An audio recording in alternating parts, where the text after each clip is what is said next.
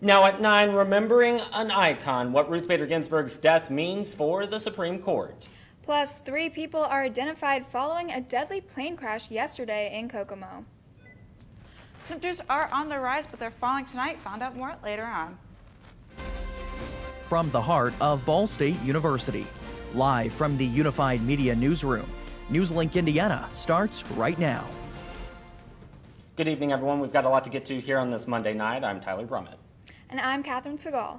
We begin tonight with the death of Justice Ruth Bader Ginsburg. This afternoon, we learned her body will rest at the Supreme Court on Wednesday as well as Thursday. Ginsburg died Friday at the age of 87 after complications from metastatic pancreas cancer. Her casket will arrive in front of the Supreme Court Wednesday morning. A private ceremony with family, close friends, and the justices will be held in the court's Great Hall. Ginsburg's former law clerks will serve as honorary pallbearers. She will then lie in repose Friday at the U.S. Capitol. A private ceremony will happen next week at Arlington National Cemetery.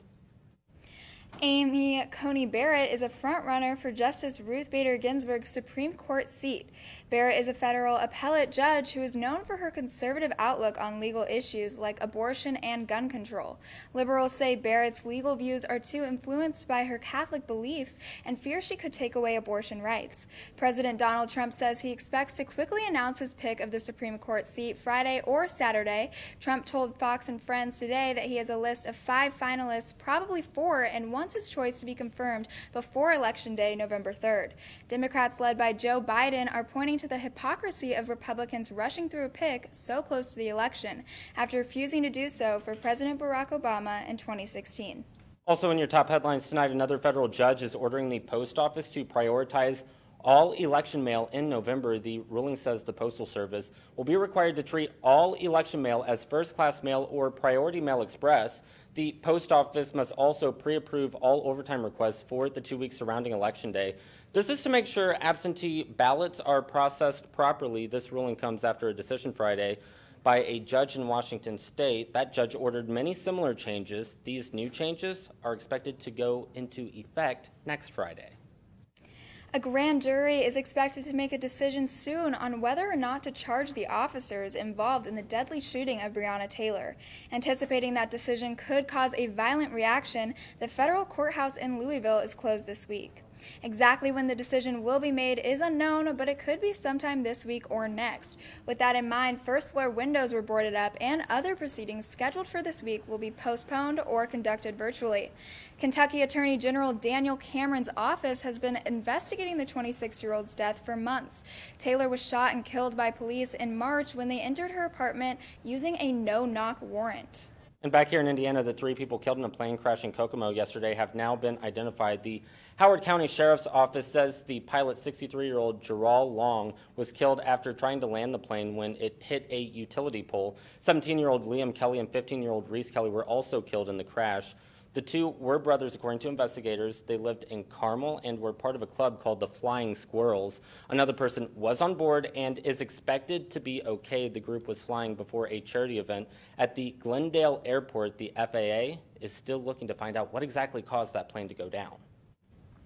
The COVID-19 pandemic has stopped and in many cases reversed progress being made to combat poverty and disease worldwide. And as the race for a COVID vaccine continues, progress against some other illnesses have been halted. Mandy Gaither has more on why some experts say we've been set back about 25 years in only 25 weeks. In a worldwide war on poverty and disease, there had been some progress made in the battle. Then COVID-19 hit. It means that we're going to have a lot of building back to do, a lot. The 4th annual Goalkeepers Report, recently published from the Bill and Melinda Gates Foundation, analyzed damage the pandemic has done and continues to do to health, economies, and more, and argues the world must work together to overcome it. We have to think creatively and innovatively about every single category of health as we think about how do we invest and make the right investments on behalf of people. The report says extreme poverty has gone up by 7% in just a few months because of COVID-19. After 20 years of gains on extreme poverty, We now have another over 35 million people dropping backwards into extreme poverty, which means they live on less than $1.90 a day. That is unbelievable. The report says one of the most important questions the world now faces is how quickly low-income countries can catch back up to where they were and start making progress again. The hardest hit countries will need support, the report says, to make sure that what should be temporary reversals don't become permanent. For Health Minute, I'm Mandy Gaither. Before the pandemic, the report says vaccinations were available to over 80% of the world's children, preventing more than 2 million deaths in 2019. Since then, vaccine coverage is dropping to levels as low as what was seen in the 1990s.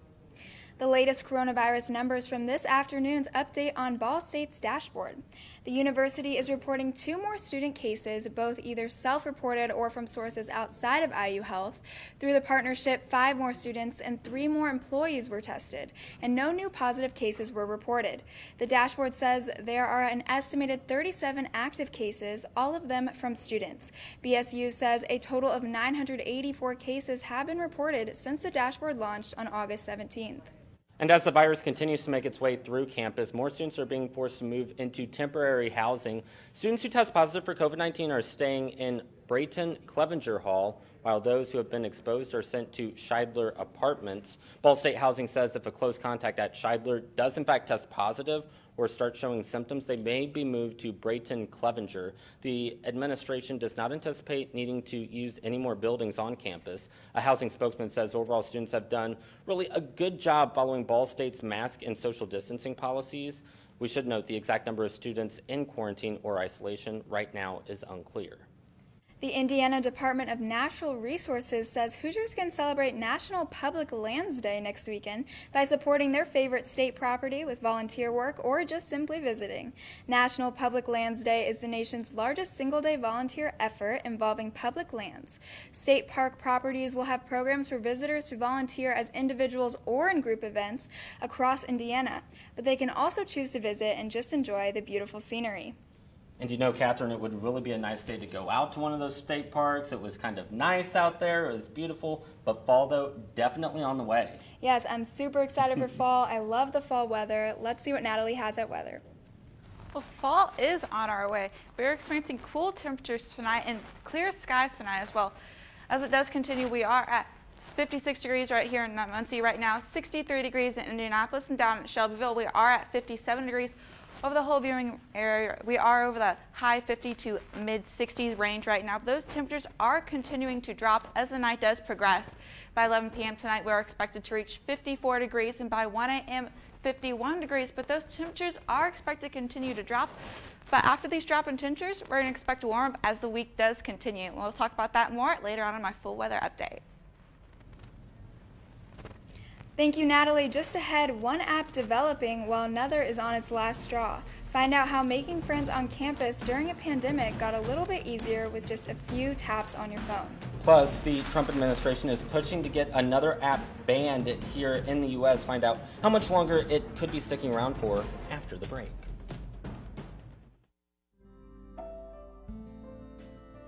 Riding the bus is an easy thing to do. Last year, we carried 60,000 riders from the Ball State area. 50,000 of those were students.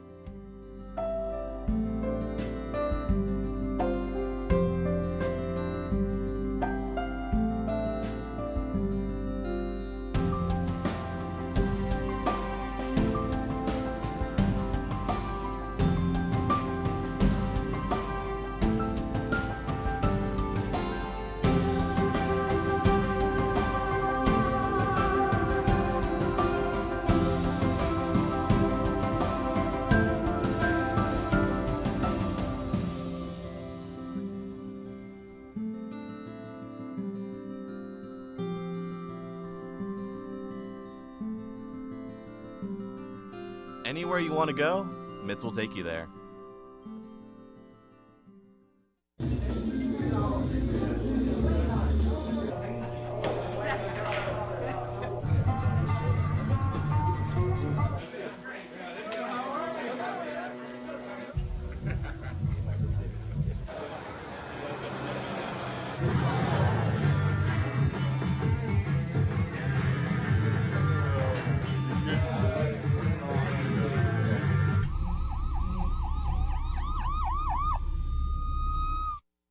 So I just moved in with this family, and it's embarrassing.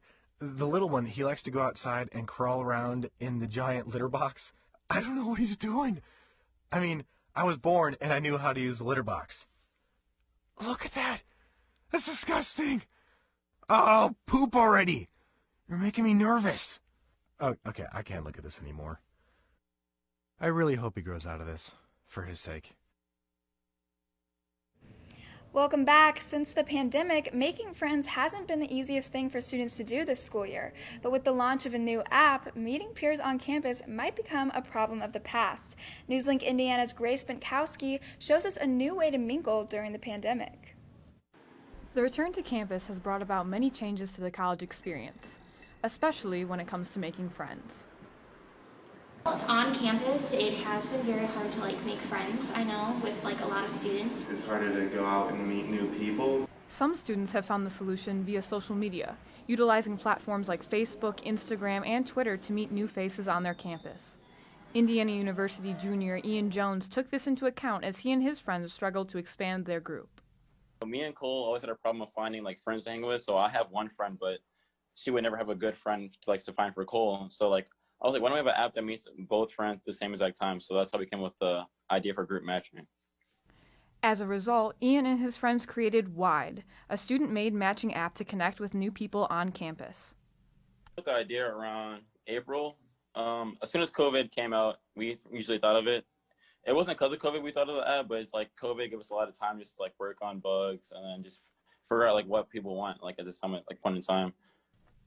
WIDE, a popular acronym for What Are You Doing, is an app that lets students create and join friend groups by swiping and matching, with the ultimate end goal of making friends and attending events together on campus. I'm just always inspired to make life easier than it already is. So it's 2020 and there's a lot of products that just make everything easy. But as for the app, it just makes, especially for college kids, it makes it easier to find friends during COVID because it's pretty hard right now. WIDE will be available to Ball State students as well as Indiana University and Purdue University when it launches free on the App Store. The projected launch date is the week of October 1st. Everyone always tells me they can't find new friends on campus, so I hope the app just helps that. In Muncie, Grace Benkowski, NewsLink Indiana.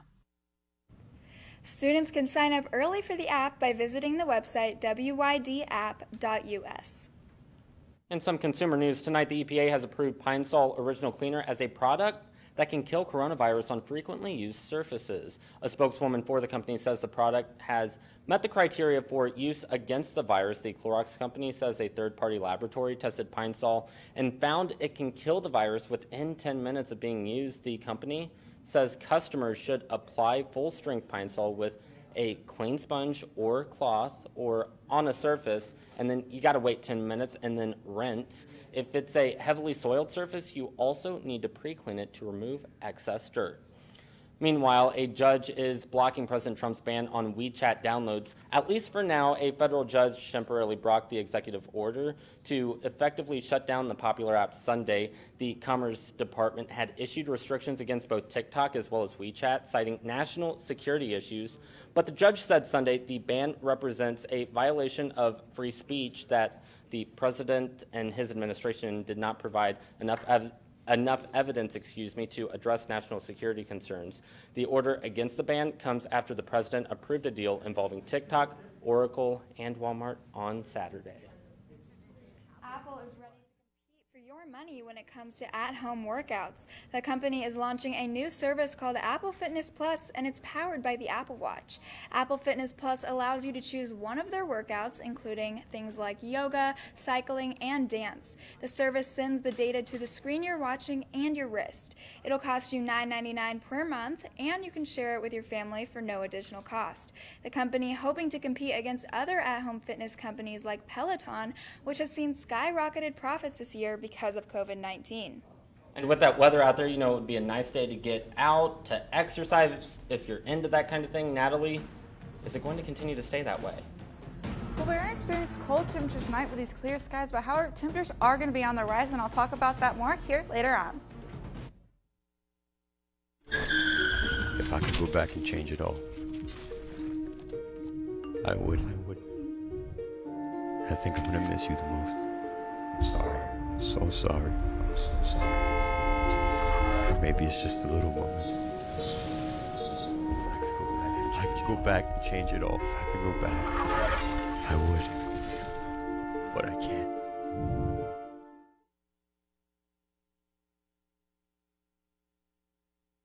Today I'm going to talk to you about physics. Come on in, girls. Let's go. This is the first rocket to get humans to Mars. Really tall. I'm a rocket structural engineer designing and building parts of the rocket. You are the generation that will be stepping foot on Mars. Do I have a group of astronauts on my hands? Yes. You can become a rocket scientist or whatever else you want to be. Hey, Bobo, do trees tell each other stories? I'm sorry. I'm afraid I don't know that. Hey, why don't we go find out? Listen. Do clouds take naps? I couldn't tell you. Dad, do stars visit their friends? Look!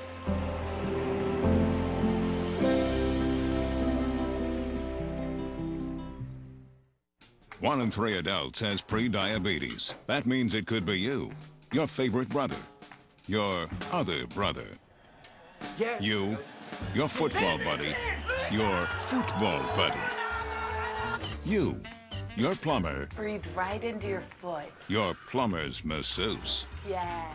you, your dog walker, your cat jogger. With early diagnosis, pre-diabetes can be reversed. Take the risk test at doihaveprediabetes.org.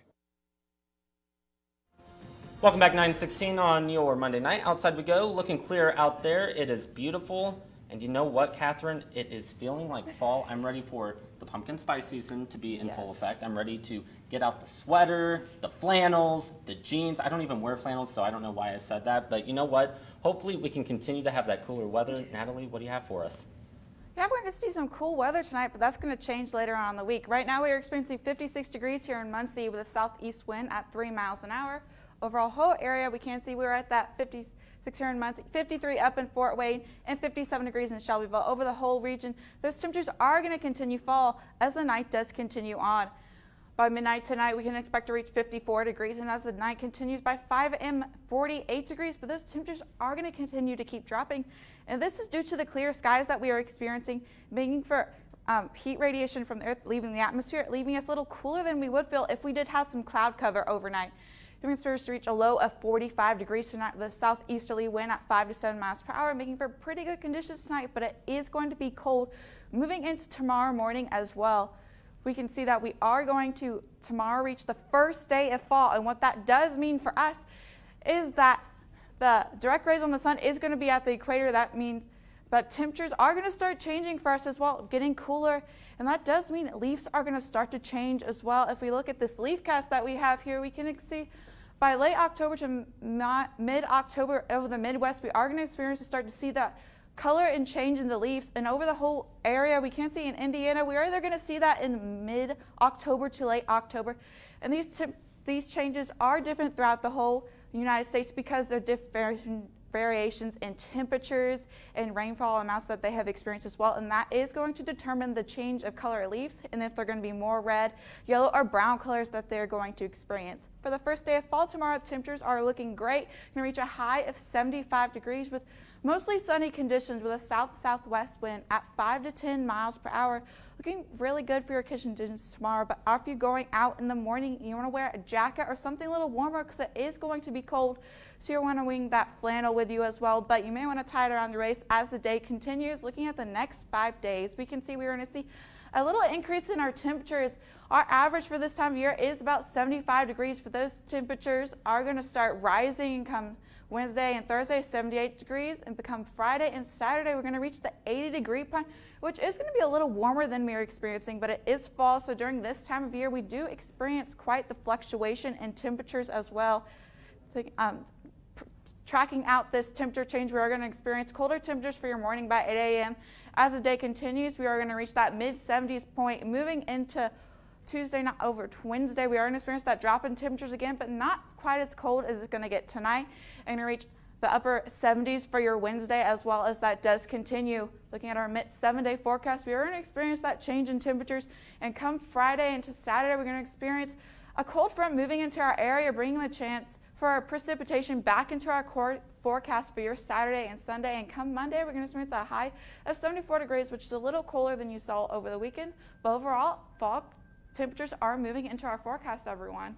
Yeah, it's nice to see, good weather is what we have. No rain, at least for a while. Natalie, thank you so much. And ahead in sports, we're talking about the Muncie Burroughs girls soccer team. And we're talking about senior night, but we're not talking about a senior. We'll talk about a standout performance from a sophomore. And an update on the COVID-19 situation at Muncie Central after the break. Hey, did you know 2.4 million loving cats and dogs in shelters and rescues need our help to find a home? Let's go to theshelterpetproject.org and meet if you are in a shelter near you. Harlow, oh, she's one great listener and loves to hear all your stories. My kind of cat. Cerulo is a sweet, goofy boy who's eager to please. Sounds just like another dog I know. So go to theshelterpetproject.org, search your local shelters and rescues, and go for a cuddle with your next best friend. Adopt. Problems. The ones nobody talks about at cocktail parties. We go looking for them. No matter the obstacles, no matter the odds. We surround a community's most critical problems. And we fight. United Way fights for the health, education, and financial stability of every person in every community. Will you? It doesn't take a scientist to cure hunger or a fancy economist to create safe housing. It takes imagination, creativity, sweat equity. And I think of kids going to school hungry. Hunger, homelessness. In this land of plenty, seriously? Come on, we could fix this. Help out, or don't. The choice is yours. Weeknights, NewsLink Indiana brings you the news before you go to bed. But Friday mornings, you're waking up with Cardinal weather. We've got the latest news headlines. Freezing temperatures have set in all the way down in Louisiana. One man dead after flooding in Venice, Italy. Up to the minute weather conditions. Cold temperatures are the story this morning. And of course, lots of fun. It is not funny. What on earth is happening there? I feel sorry for the little guy. I've got my socks on. Annie with her curly hair, which is actually never curly. Join us Friday mornings at 8 on Facebook Live. Welcome back. I'm Joey Moore with Sports. Tonight was one for the ages on the soccer field for Muncie Burroughs. Let's check out a couple highlights from their senior night. After many months of questioning if the season would even happen, they came back fortunate enough to make it all the way to senior night. Temperatures a little warmer than usual, making for a grueling fight to the finish. Sophomore forward Sophia Johnson, the shining star for Burroughs. Check out this score, punching it in the right corner for her second goal of the game. Burroughs going on to shut out Muncie Central and celebrating these seniors' special night. The keys to the win, Johnson's energy and the desire to send the seniors off on a positive note. Tonight is their night, and I know in the past we haven't won senior night, which we still honor them, obviously, but it creates for a different atmosphere, not as happy when you come out with a loss in senior night, and we really appreciate our seniors. She brings a lot of energy and a lot of talent. She's very technical, and she can finish. That means a lot for them, because a lot of them, they won't play soccer no more after they graduate, so we're trying to get them a win if we can. Their next game will be Thursday evening at 6, where they'll take on Newcastle Chrysler.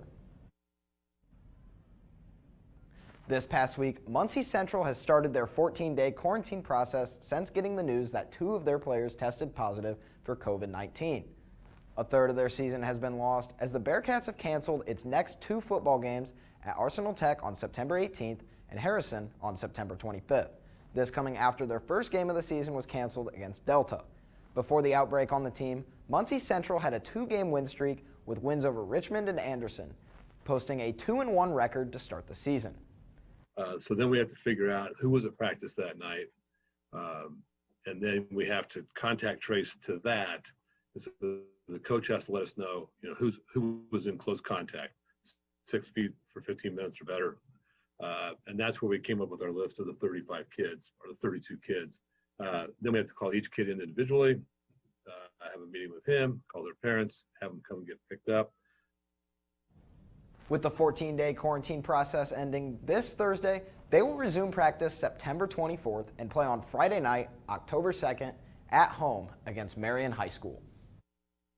While the Colts are having a season this year, they are still taking COVID very seriously. Colts guard Danny Pinter talked about what it's like to be a part of the organization in the midst of COVID. He says that it's a lot of accountability off the field to keep everyone safe. Pinter also says that guys on the team have to make some social sacrifices so they don't put themselves or anyone else at risk. I mean, it's a little different. You know, we get tested every morning, but, you know, I think we've adapted pretty well to it. It's certainly a unique situation. So, you know, we're tested every day, and I feel pretty secure about that, you know, that's a good system, and it's a really good way to, you know, prevent it from getting in the building. At the end of the day, Pinter says guys on the team just need to be smart. I don't know about you, but the Colts coming off of an impressive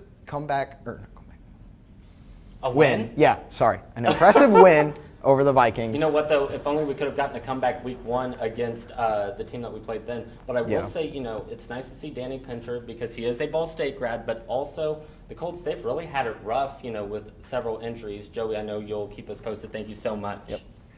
And the Emmy Awards are looking a little bit different this year because of COVID-19. We've got a recap of the big winners. Yeah, we can't wait for it. Plus, I'm Batman. New Batman toys coming soon to store shelves. We've got the details in trending.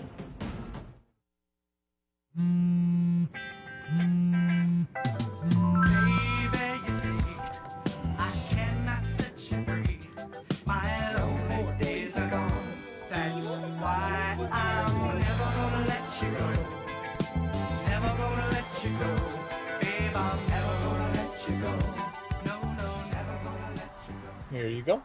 Thank you. Thank you.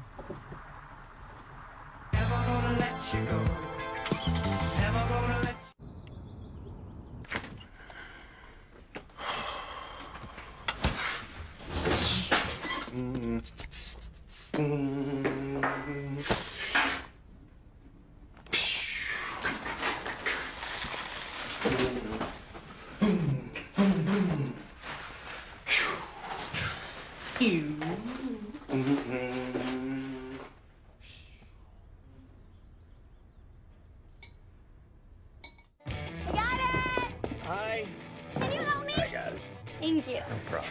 Just like the rules to surviving Zombieland, there are steps you can take to be prepared for an emergency. It's the right thing to do. Talk with your family to make a plan. Look for safe areas to meet up if separated. And stock up on supplies. It's never too early to get prepared, so start now. Right now? Right now. You can't predict emergencies, but you can be ready. You're welcome, America. Visit ready.gov today to learn more. Jordan knows he shouldn't eat this entire bowl of nachos, but tonight he's earned that right. Because a few hours ago, in the middle of happy hour, he recognized a sign. Not from the gods or a bolt of lightning, but from a double heart, a kissy face, and a fourth ha in ha ha ha. That's when Jordan knew he was buzzed. So when it was time to go, he got a ride home instead of driving. Be a legend like Jordan. Recognize your buzzed warning signs and get a ride home. Buzz driving is drunk driving. Welcome back. Time for us now to take a look at what's trending. Joining us now in the newsroom is NewsLink Indiana's Mackenzie Rupp. Mackenzie, what do you have for us? Good evening, guys. Last night, actress Julia Garner won an Emmy for her role as Ruth Langmore in the hit Netflix show Ozark. She thanked all the women in the Outstanding Supporting Actresses category, saying they inspired her to act. Garner rose to fame playing Ruth Langmore, working with Marty Byrde to launder money for a Mexican drug cartel. Her witty one-liners and money-making mentality made her a very popular character in an already popular show. The fourth and final season of Ozark is set to premiere on Netflix in 2 to 3 months. And speaking of popular characters, if you are a Batman fan, you may want to listen up. On November 1st, LEGO is releasing a Batwing set inspired by the 1989 Batman movie by Tim Burton. The set comes with over 2,000 pieces. It's 22 inches tall and 4 inches wide. It even comes with a wall mount, so superfans and collectors can proudly display it.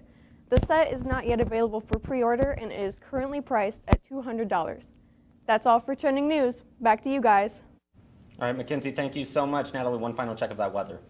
Yeah, we're going to see that increasing temperatures moving into our region, bringing out another chance for rain with a 20% chance for Saturday and Sunday, moving into next week with cooler temperatures. All right, Natalie, thank you so much. We're back here tomorrow night. Have a good night, everyone.